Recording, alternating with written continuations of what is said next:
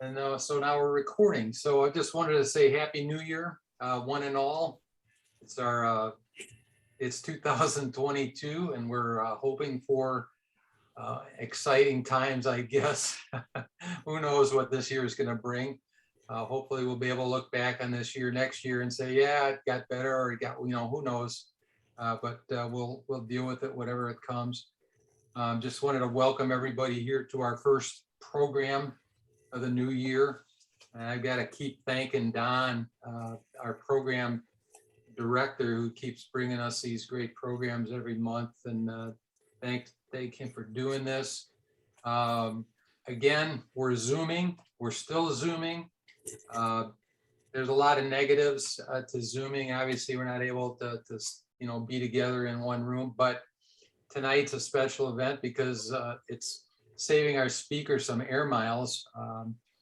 She's coming to us all the way from Georgia, so we've saved her an immense amount of travel time, but that's one of the benefits of doing the Zoom. But like I say, there's other reasons why we'd rather be in person. But and before we get started with the program, again, I know I'm going to sound like a broken record, and some of the young people probably don't even understand what that reference means. But I'm just going to remind everybody about our website, NWILaudubon.org. And there's a lot of things on there. It's a great website. It's got a lot of information, a lot of programs. You find out all the things that are going on in the community. You can, there's a lot of helpful hints in regards to, how to live a lifestyle that is less damaging to the planet, for example. There's a place for basically activities for all ages. All age groups. And if you went to the website and you looked at the calendar of events, and let me just highlight a couple of those events that are coming up in January. January 19th, there's actually a movie night. The Conservation Committee is sponsoring a 30-minute documentary that I'll let you guys go and find and read about. Because it'll be an interesting time. It's an opportunity to watch a video, and then we'll have a time afterwards to discuss. January 20th, the program at Oakdale, that Adam Matero is going to be putting on. I'm just going to call it the name of this program. This is going to entice you to want to come. The name is Tracks, Trails, Signs, and Scats. And if that doesn't get you interested in coming to that, nothing will, but especially that last part. On the 22nd of January, there's also another Oakdale event. Adam's also doing this, and it's on how to build a fire. So that's going to be providing useful information for anybody that spends any time outdoors.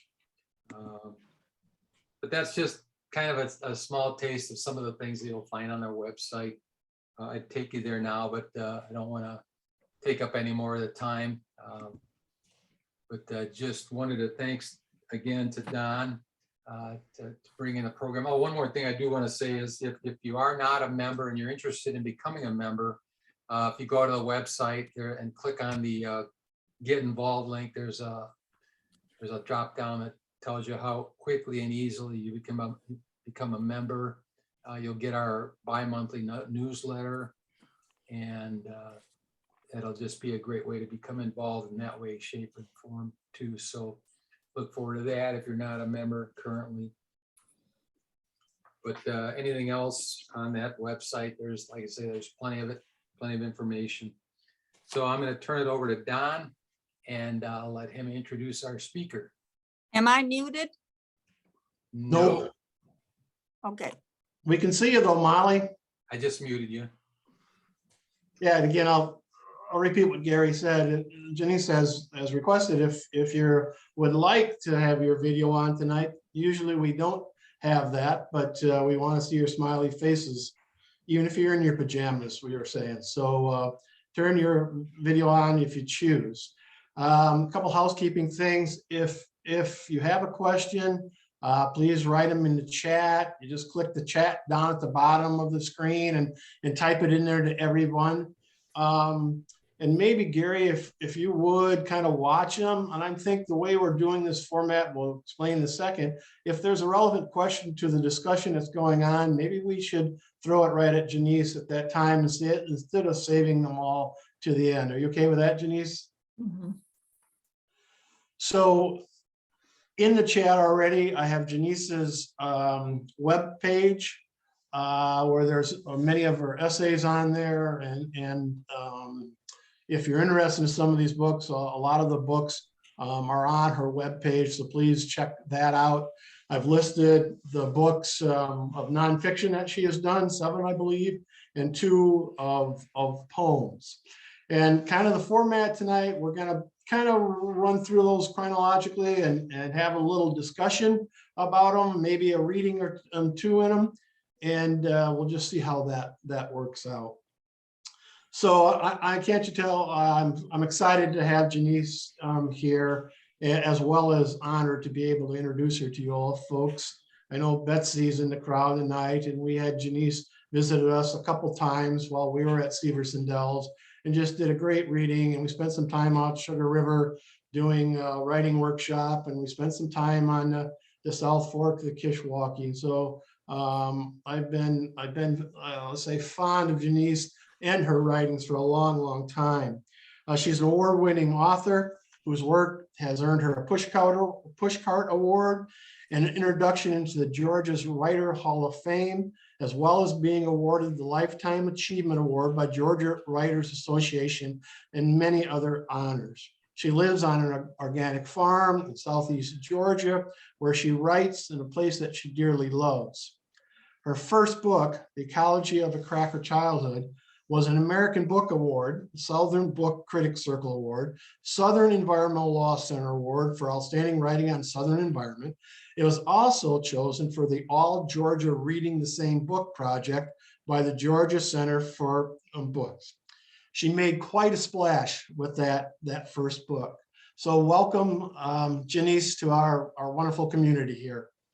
Thank you all so much for having me. Of all the things you could be doing tonight, it's a really an honor and a pleasure for me to be with you. Thank you. And thank you for loving the wild world and birds enough that you would give this time to Audubon. Thank you. We're going to jump right into it, Janisse. Your first book, The Ecology of a Cracker Childhood. There it is. It's an amazing book. It's like many of your writings, it's kind of a personal memoir, as well as a kind of a book about nature and a love for the land. Tell a little bit about it for us, your early childhood. Mm-hmm. So Dawn, I'm a nature writer, and we've had nature writers forever. When you think about people like Bartram or John Muir, who came through the South, but there was a real movement that began more or less with Wallace Stegner and Ed Abbey and a lot of those big Western nature writers. So when I was coming of age, really loving writing and loving nature, I was looking to the West and what was happening there and realizing it wasn't happening for the South. So kind of my life's goal has been not only to write the stories of the Southern landscapes, but and also, of what's happening globally to the environment, but also to train and coalesce others to write their stories. So we've kind of looked, as Southern, not to get too much into nature writing, but really that's why I'm here. I'm here because I listen to the stories of wild places and I tell them. We meet as Southern nature writers every few years. We get together often on Ossabaw Island. And our job has been really to support each other and try to fill in the places of the map. And so I think about the Midwest and where all of you are doing such beautiful work, and yet it just often gets overlooked unless you're looking at people like William Least Heat Moon and so forth. So that's what I do. I really was in that front line of nature writers in the just 25 years ago who were starting to really tell the stories in creative nonfiction, so in a more literary way. So at what age did you really start noticing that you're a story keeper? Is it more of a going back as a memory to things that as an adult you realized, oh, wait a minute, yeah, as a kid I was seeing these pitcher plants amongst old cars on the junkyard that was home? So when I was growing up, I didn't know a naturalist or that there was ever such a thing. I was raised, on a junkyard in southern Georgia. This is the original cover, and it's so interesting to me because this is a picture of my mom and the junkyard, and that is a picture of the ecosystem that I'm writing about. Storytelling is just an inherent iconic part of the South.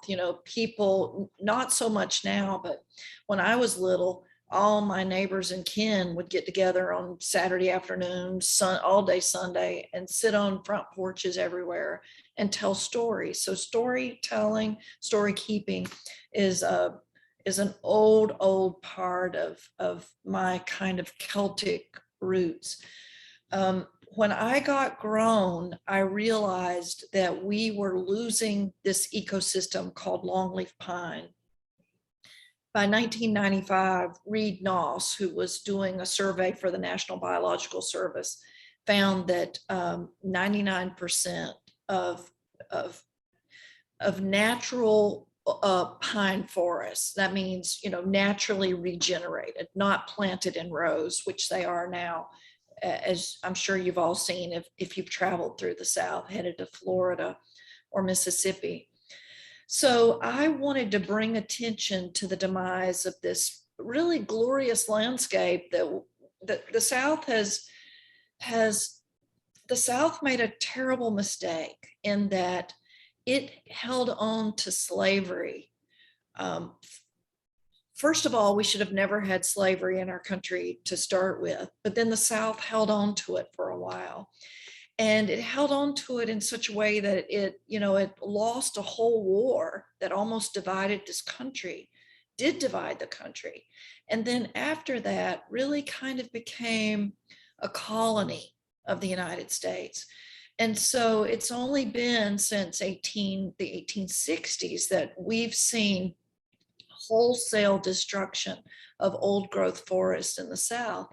And because of all the shame involved in slavery and race relations and the war, nobody was really talking about it or promoting it. And I just thought that there was just a huge sadness for me. So that's what I was doing in Ecology of a Cracker Childhood.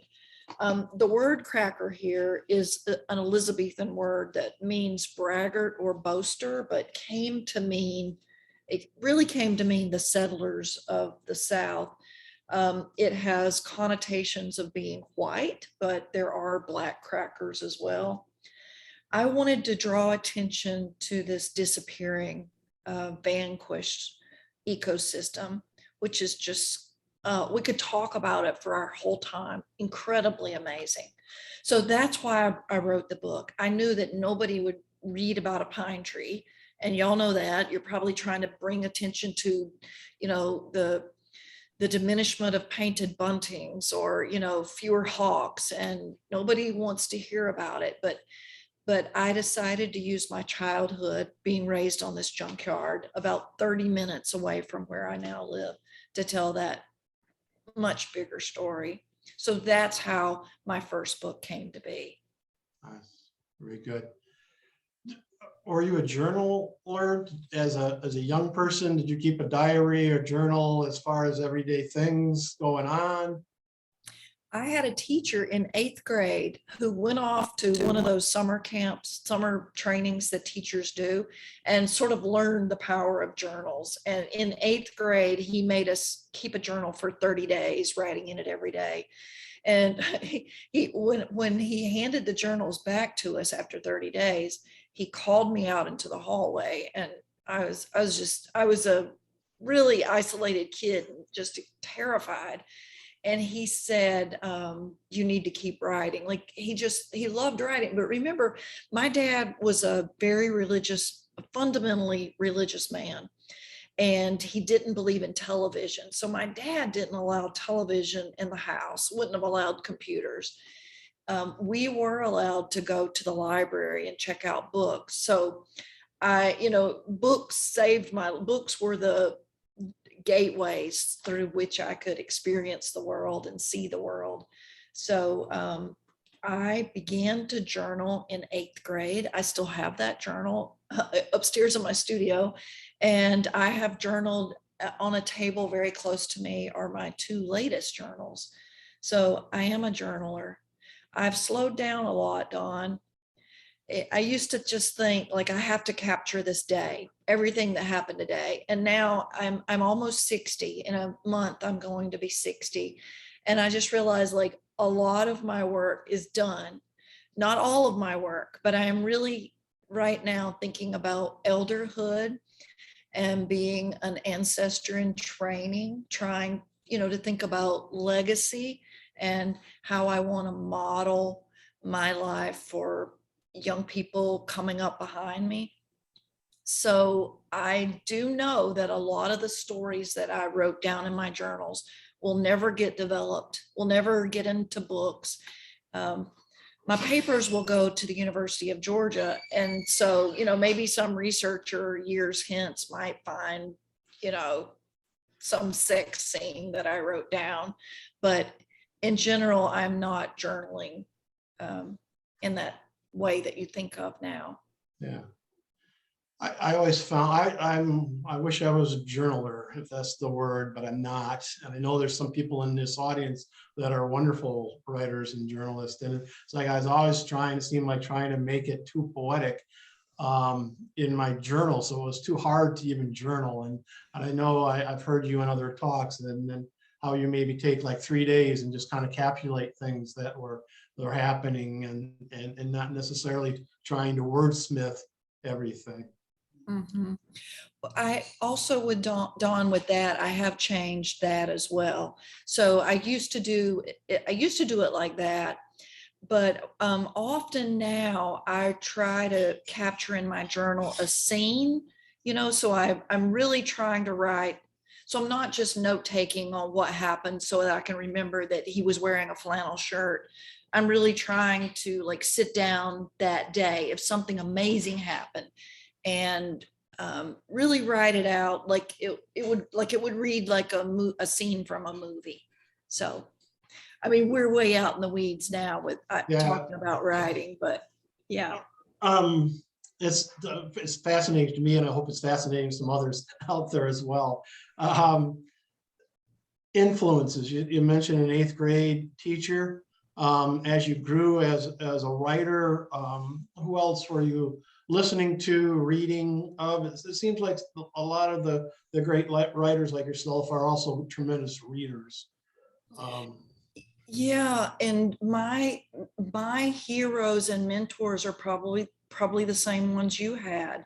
Wendell Berry, very early on, warped my thinking and shaped my thinking. I am forever grateful to Wendell Berry and his work. And it goes on and on and on, with Terry Tempest Williams and Rick Bass and Peter Matheson and Robert Michael Pyle, all of them, all the old greats. I have read and continue to read, and yeah. But in Montana, you studied with Bill Kittredge. Mm-hmm. Yeah, I did. I found when I decided to go back to grad school, I looked for a place where you could study nature writing, and the University of Montana was one of those places. So I was just tremendously lucky to be able to study with Bill, and also with a guy named Hank Harrington. So they had a crossover program where you could get a degree in nature writing. You had to get accepted to the English department's creative writing program, but then you could take classes in environmental studies. So that's what I did.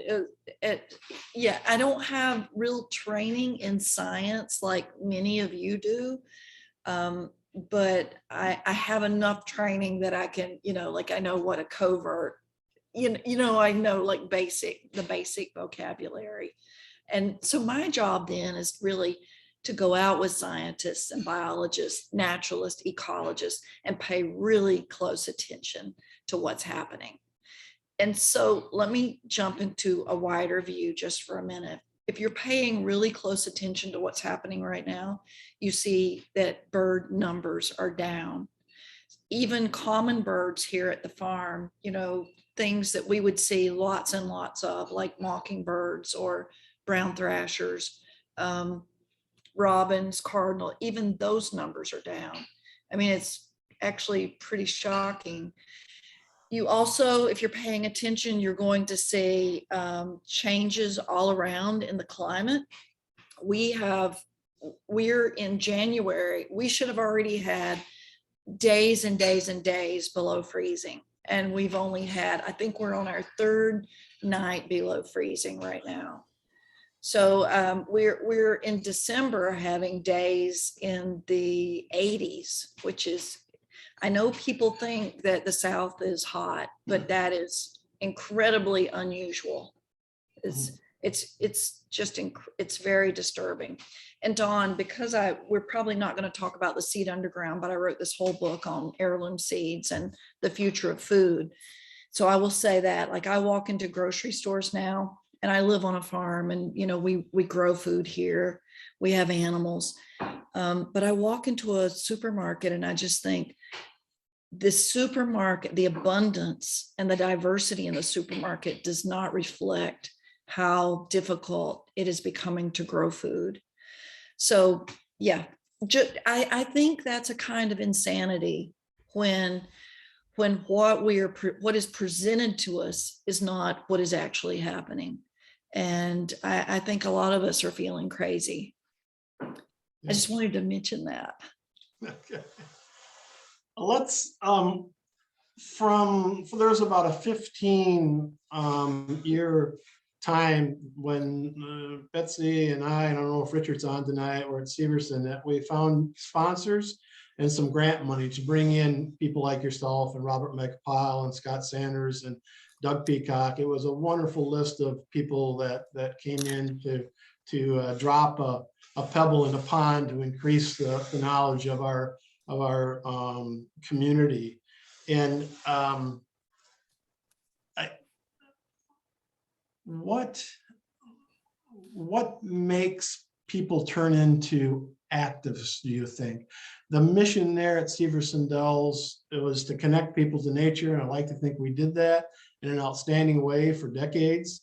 But what makes a person who loves to bird, someone who loves the canoe, and maybe even a bike rider and such, and now there's so much literature about how good nature is for us as far as the psyche and for exercise and peace of mind, whatever. But what time does it come when we realize we need to give back? That it can't just be an all take kind of thing. And one of your books, I think it was The Wild Spectacle, you talk a little bit about ecotourism and the impact that ecotourism has on areas. And going through this last pandemic, the numbers of people that are in the local forest preserves and parks and such, and national parks, are just zoomed out of sight. And so you would think we'd have this large group of lobbyists that are now saying, you know what, this is something that we need to protect, that we need to preserve, we need to hold dear to us.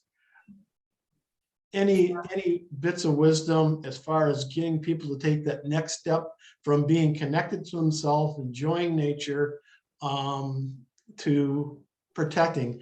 And I think that's kind of what you did in your book, Pinhook, was take an activist role in a project that was very important to you as well as the community. You know, thank you for saying that, Don. And in almost every book, I've tried to take an activist role. I mean, most creative writers wouldn't think this is the way to go to, to have a mission, but I'm definitely a person with a mission, like many of us. And the bigger questions of how to turn a person into an activist is something that I know you struggled with it, and I do too.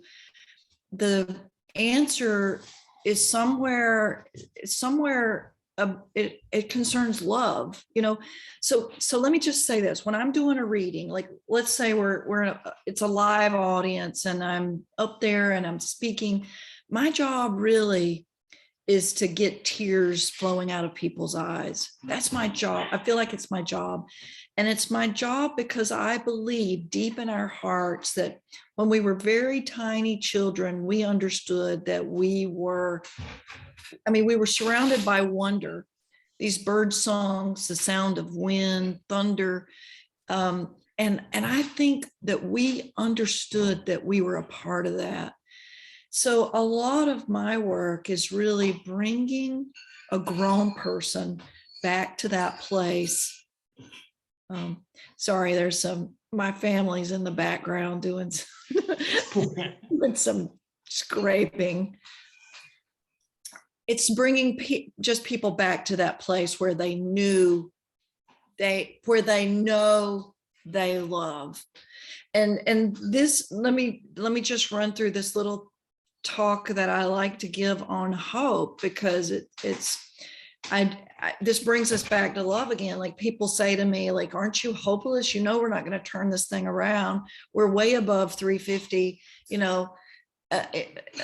parts per million of carbon in the atmosphere.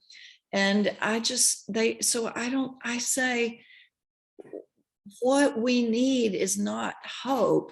Yes, hopelessness leads to paralysis, and that leads to depression and inaction. But I think that we are motivated by love.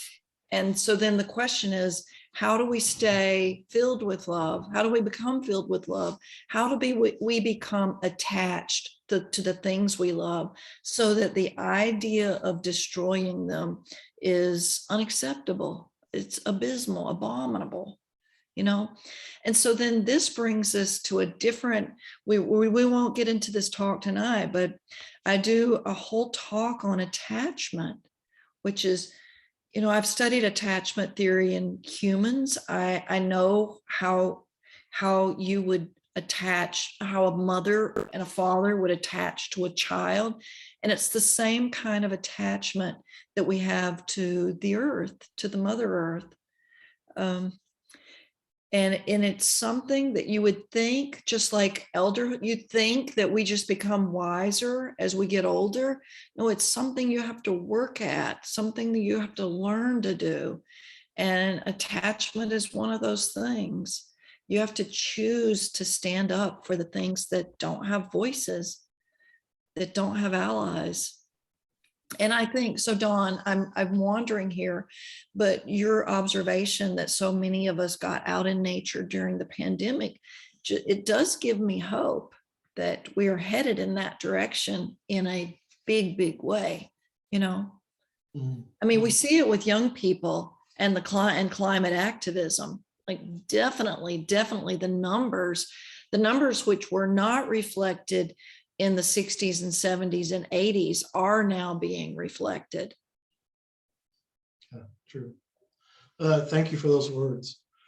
One of the beauties of having an author or hear a reading or be on his Zoom tonight is to hear the voice of the author. And so when you read the words, you can hear Janisse reading the stories to you. So one of her books of poems is called The House of Branches, and in it there's a poem about a bird bander.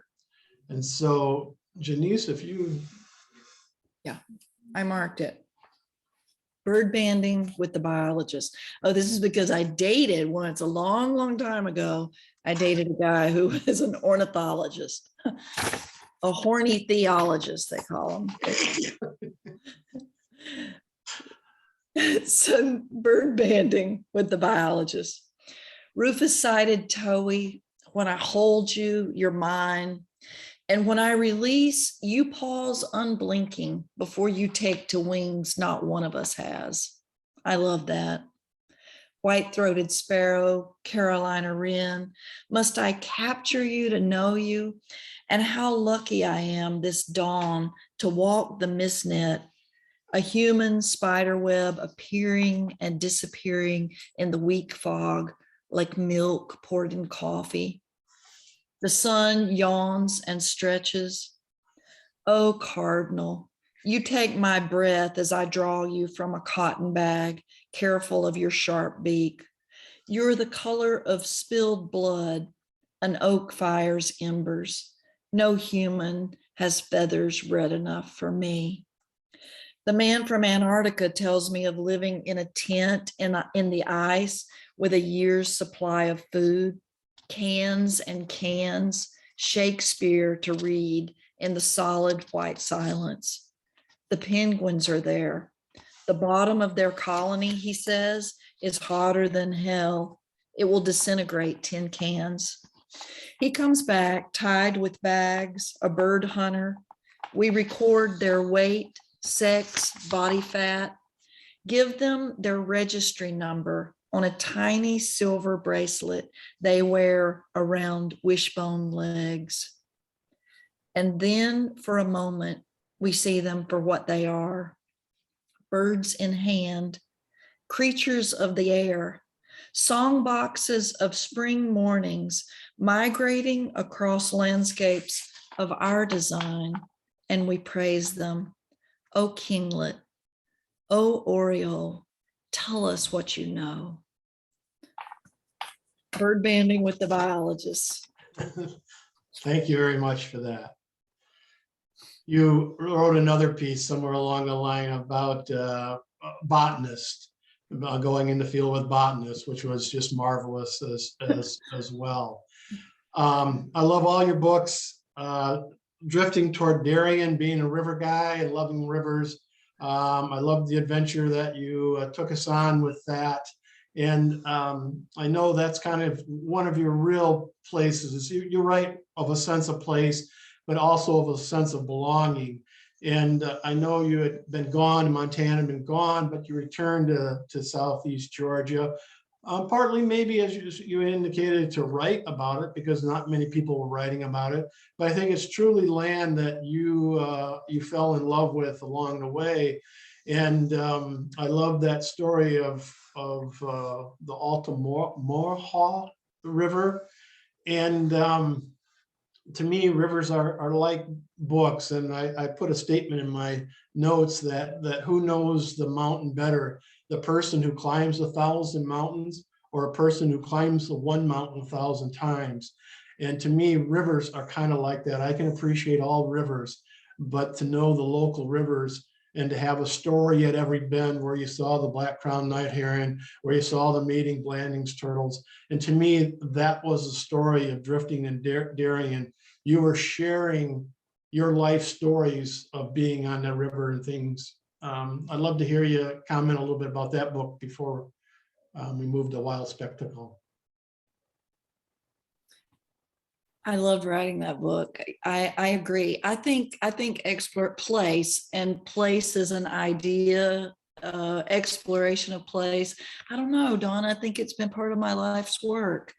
I just felt like, if I left the South and stayed in Montana, which I loved, or any of a million other places I've been that I love, that I wasn't sort of honoring all these levels of history and culture and ancestry that are here. And that's why I came back. As hard a place as it often is to live, I came back here. My husband Raven is a painter, Raven Waters, and he painted this. This is a landscape. You can't really see it very well right here, but my chair's in the way. But it's a landscape of Okefenokee Swamp. He's doing a project right now where we have a bay. I don't know if y'all know what a Carolina bay is, but on the north side of the property, there's an old bay that got logged and it's now in the process of restoring itself. Cezanne, the great painter Cezanne, painted the same mountain over 50 times during his lifetime. And Raven has a project going on right now where he goes out twice a month to the bay and paints one painting in the early morning and then one painting in the late evening. And it's exactly what you're saying. It's what you see. I mean, Thoreau said, I have traveled greatly and conquered, you know, like, yes, he was bemoaning the fact that he couldn't be on the Beagle studying with Darwin, studying like Darwin, you know, far off zones. But I think he just made this amazing use of his poverty and his deepening explorations of place. Yeah. So where I live now, it's about 2 miles south to the Altamaha River, which is it's a river nobody's heard of, but it's actually like the 4th largest river going into the Atlantic seaboard, out of the Atlantic seaboard. And a tinier river. They're both, one is a sedimentary and the Ohoopee is a blackwater river. It's about 2 miles in the other direction. So I live in this delta between these two really amazing rivers on this old historic farm. So I wrote that book because the river is my blood. It's in my body. I just wanted to honor it. Very nice. Very nice. We're gonna move on to your latest wild spectacle, but I have to stop at Red Lanterns because there's this wonderful little poem called "One Fine Day on the Kishwaukee" for you all to check out, and it's a little bit about a trip that we took on the South Branch with Janisse.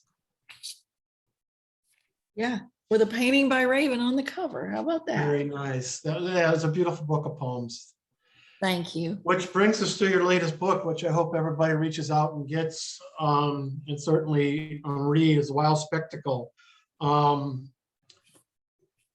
It's a beautiful book that takes you all the way more back in the days when you were flying. Now that you're not flying at all, but you're in Alaska, you're in Costa Rica, and many points in between. This is kind of a collection of some of those great experiences that you had in those places. And interestingly enough, the book is divided up into 3 sections. I want to address that a little bit. The first section is mostly Montana, where I kind of came of age as a nature writer. And the middle section is more far-flung places like Alaska. And this piece I would like to read a little bit from Belize about birds in Belize. And then the very last section really happened mostly after I quit flying for the climate, and which was 13 years ago. And it's those travels are more local and regional or interior. And so that it's sort of a narrative arc. That's the narrative arc, I should say.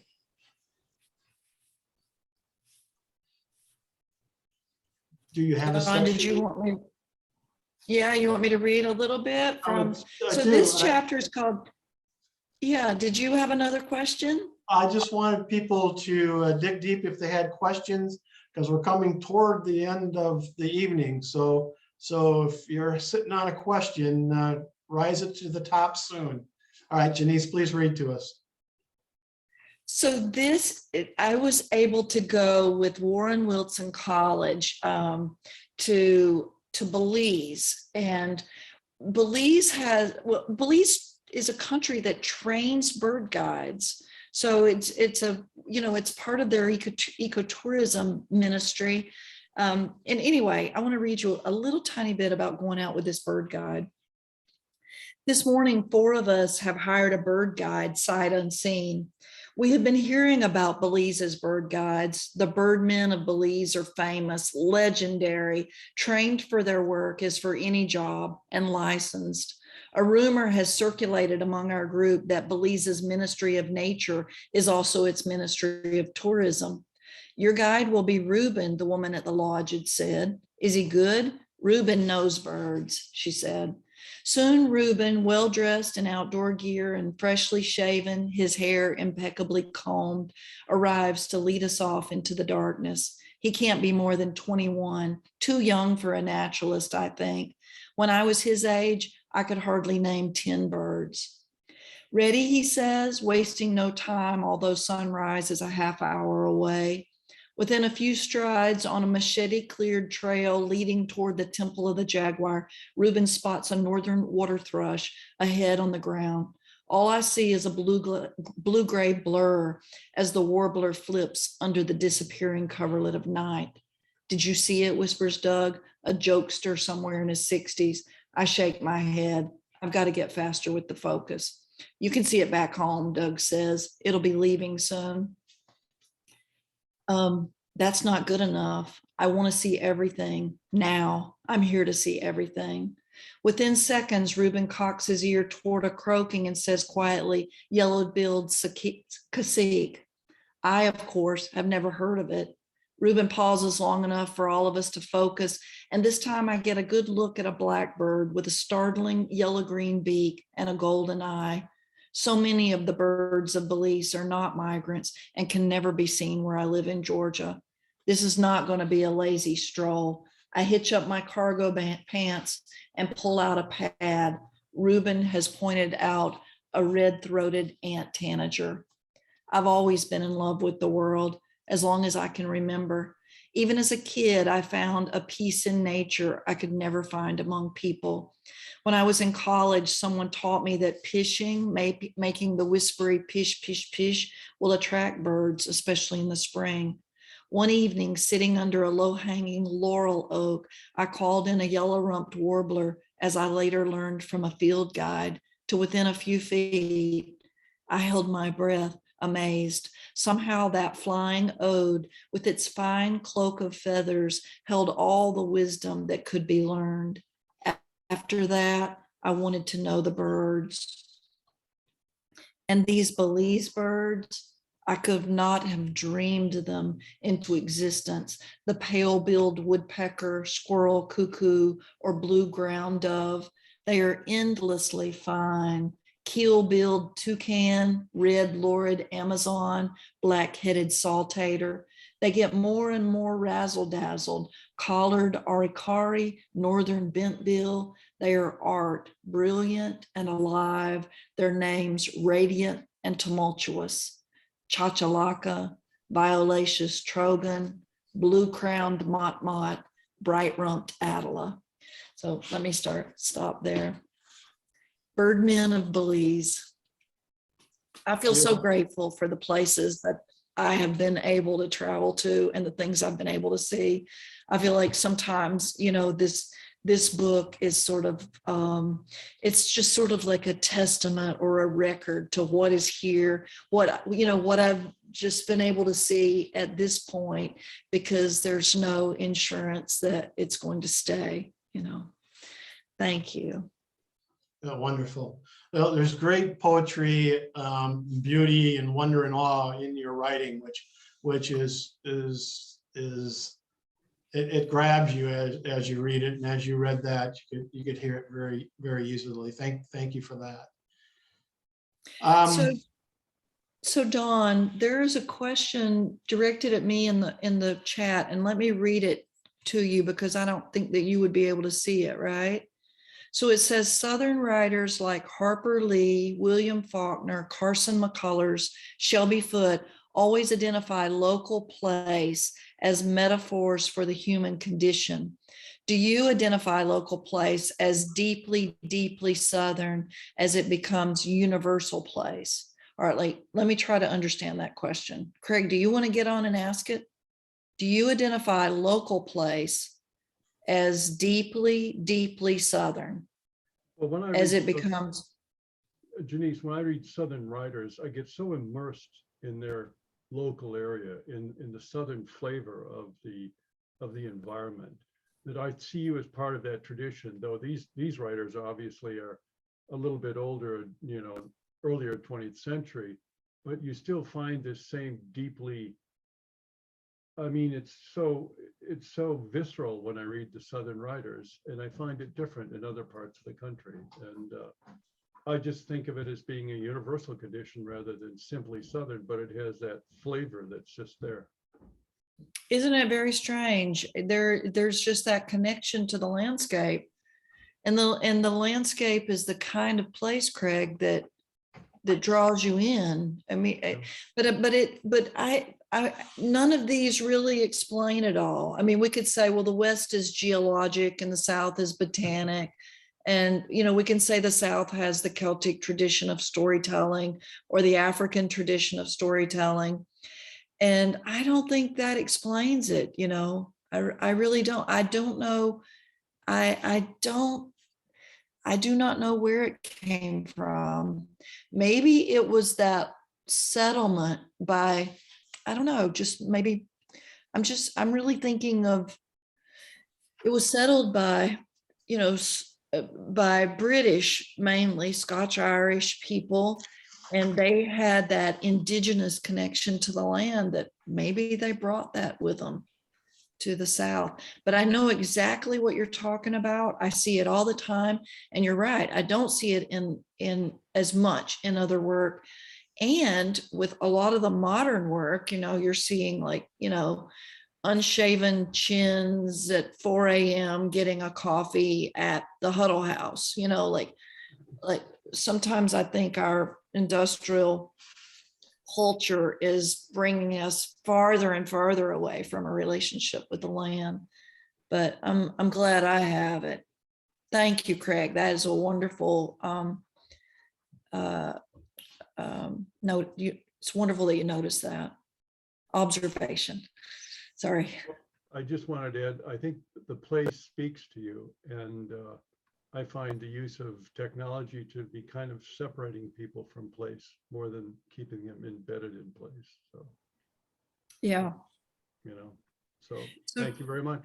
Thank you, Craig. And Charles says that he has just read a book by Ron Rash, who is a friend of mine, about Lake Jocassee. It's fiction, but he talks about the flooding by dam building. And Ron Rash is absolutely faithful to his Appalachian heritage and landscape. He represents it beautifully in his work, which you're right, is fiction, Charles. But you're exactly right. He nails it. And I want to tell you, if you're interested in that, how a dam can destroy a place, there's an amazing book by William Gay about that. I think it's in the book. I think it's the book Provinces of Night. And William Gay is another like stunning, stellar place-based writer. He's from Tennessee. Does anybody else, we probably need to sign off pretty soon, but are there any last questions or comments? Does anybody want to ask about journaling or writing or bird watching or anything? If you don't have questions, that's fine too. But if I wanted to give you this opportunity. Okay, so let me just also say this while you're thinking. You can find me. Don has given you my website. He could also supply you with my email address if you needed. But if you need to get in touch with me at a later date about any of this, then you can find me. And Wild Spectacle is probably not in your library yet, but it probably, because it's fresh out. It was the end of October that it came out, but it would be in bookstores, or your bookstore could get it for you. You wrote that piece about being in nature in Montana, and then thinking about your grandmother's funeral and sort of bouncing back from the deeply personal to what you're experiencing. And I've seen similar things like that book, Finding the Mother Tree, about British Columbia, where she talks about, she's in these like real mundane situations and has epiphanies about nature and biology. And it's the technique of bouncing back and forth. Oh, Pretty you're so, interesting. so Charles, two interesting things. And one is you already have been reading part of Wild Spectacle, and thank you. And the second is you're already looking at structure of essays, which is so very cool. But you're exactly right. There is a kind of structure where you would alternate. So in ecology, for example, I'm alternating between my personal history on the junkyard and the natural history of longleaf pine. It really is about layering in good writing or in writing, and it's especially visible in fiction, but also in good creative nonfiction. So you would a good essay would have the apparent subject, and then it would have a deeper subject. And that's like the official definition of creative nonfiction. But I personally believe that there is a main subject, which would be, the mother tree. And, or for me, the main subject would be coming to terms with being in Montana. But then the second layer would be my relationship with my grandma, or my grandmother's relationship to the land, and me missing my grandmother. But also in there are many other layers, my relationship with the birds, there's a section in there, how to become a place. But I just love that you're astute enough to pick that out. You're right. It's about layering different themes. Yeah. Anybody else? Janisse, it's been a wonderful evening. I greatly appreciate you dropping in on us. I've got a sharing your question. time. Oh, Gary's got a question.